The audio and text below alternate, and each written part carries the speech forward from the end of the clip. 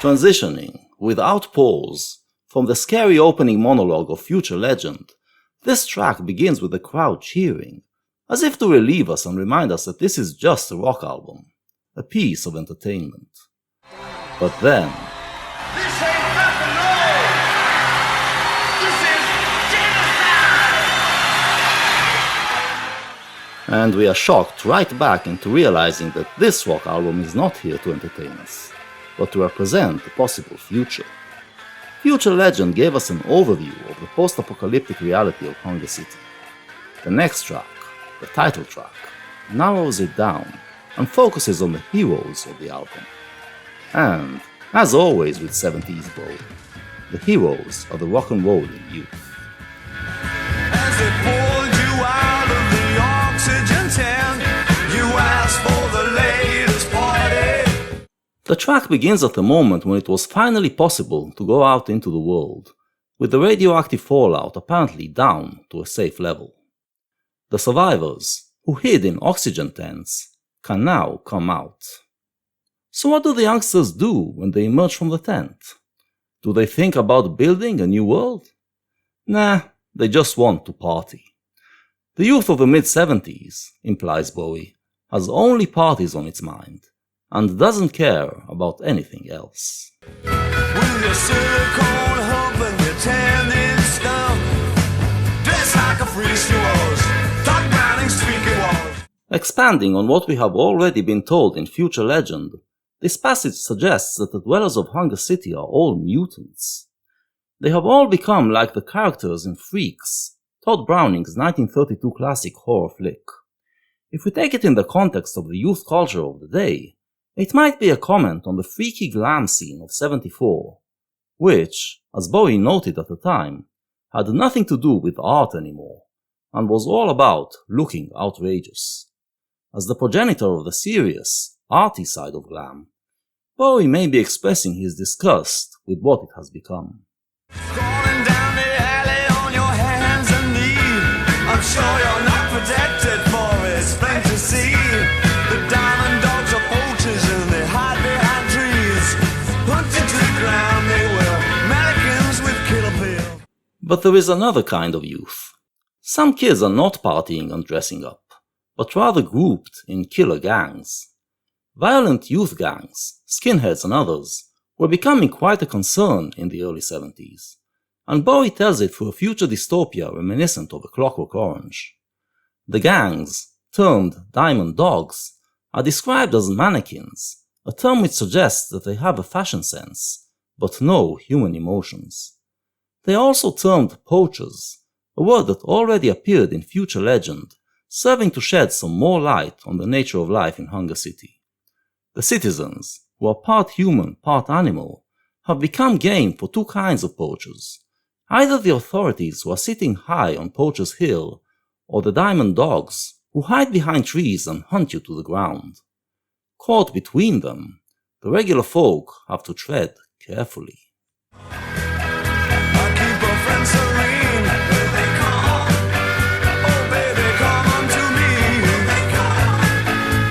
If this coffee and gone, come out of the garden, baby.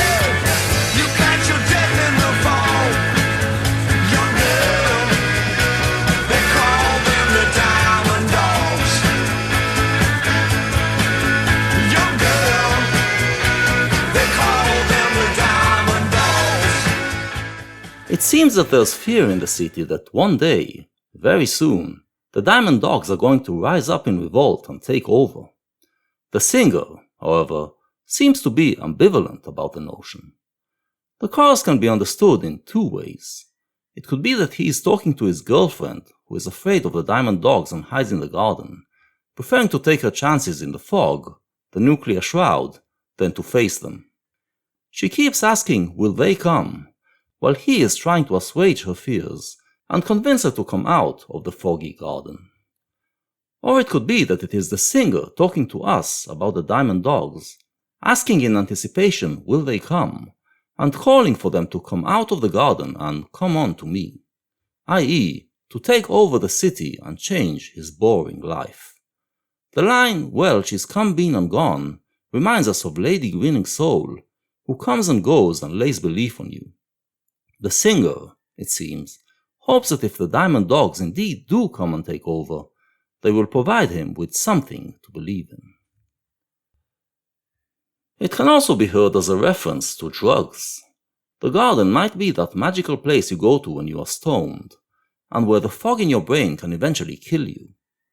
In this case, this chorus would be Bowie's call to his generation to come out of the stupor that the late 60s way of life has got them into, and return to the real-life rebelliousness that characterized the early 60s.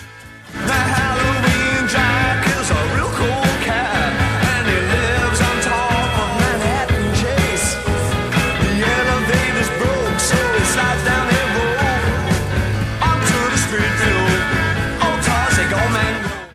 The hero of the song calls himself Halloween Jack, and he is probably the singer in the chorus, while the verses are provided by the narrator.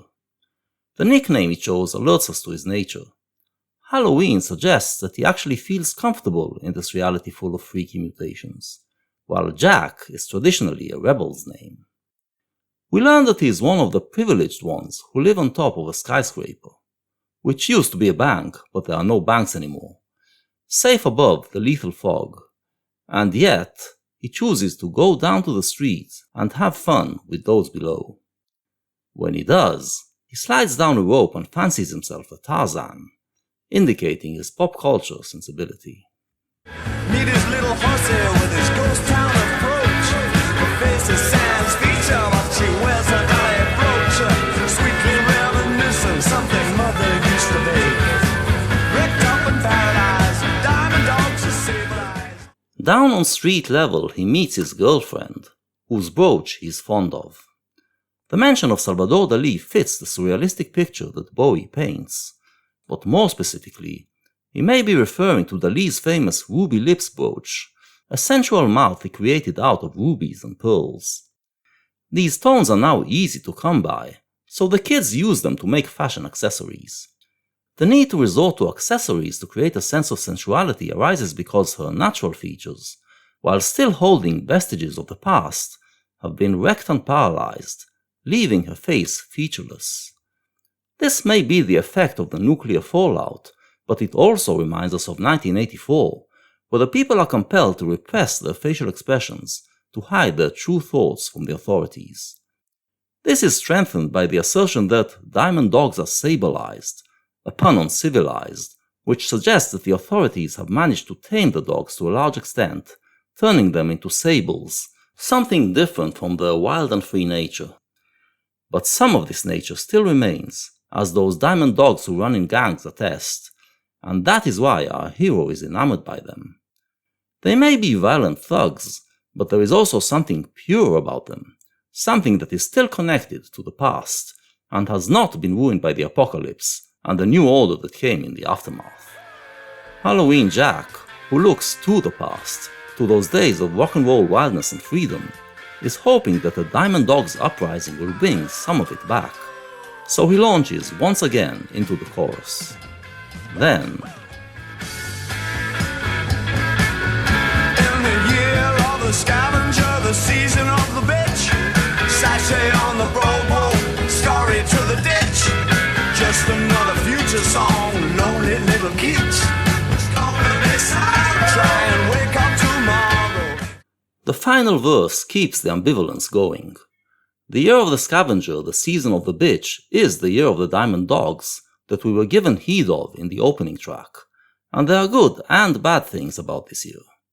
It will bring back style, and you will be able to sashay on the boardwalk, and maybe even bring back rock and roll, as it hints at Season of the Witch, Donovan's 60s anthem of paranoia. But it will also bring danger, and you will sometimes have to scurry to the ditch. Some people would rather sleep through it, avoid the sorrow and wake afterwards, but cats like Halloween Jack want to live through it. And there's also the fear that all of this might be just wishful thinking, that this year will never come, and that this whole song is just another kitschy delusion by some lonely boy, dreaming of an impossible future. If we detach the track from the narrative of the album, and take it as a comment on the reality of 1974, It sounds like Bowie is decrying the boredom of the rock world of the time, and dreams of something that will bring back the excitement, freedom, and danger of early rock and roll. But he is also aware that in the reality of the 70s, a new rock and roll uprising might lead to unwanted results. It was a fear he expressed in interviews at the time, and it is a fear that the rest of the album is going to work out in detail.